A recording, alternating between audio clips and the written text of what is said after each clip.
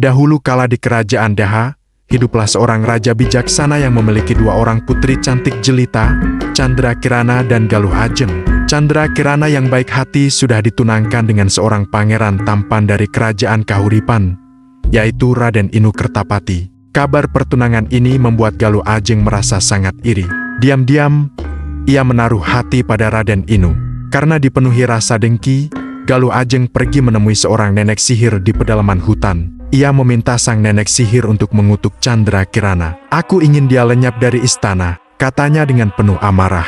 Nenek sihir itu pun menyetujui permintaannya dan mengubah Candrakirana menjadi seekor keong berwarna emas yang sangat indah.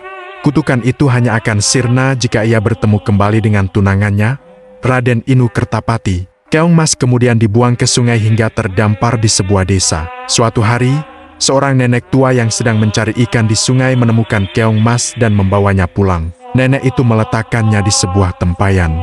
Keesokan harinya, saat si nenek pulang dari bekerja, ia sangat terkejut. Rumahnya sudah bersih dan di atas meja sudah tersedia makanan yang lezat.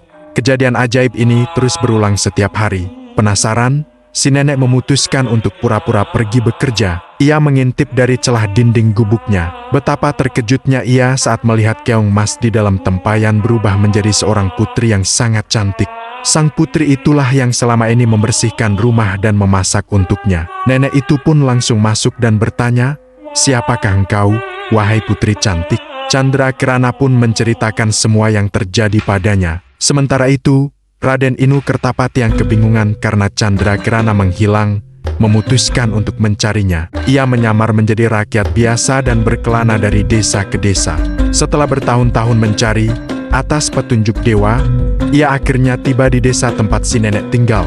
Saat ia beristirahat di sebuah gubuk, ia mencium aroma masakan yang sangat ia kenal, masakan kesukaan Candrakirana. Raden Inu segera masuk ke dalam gubuk dan melihat tunangannya sedang memasak. Seketika, kutukan itu pun sirna. Candrakirana kembali ke wujud aslinya.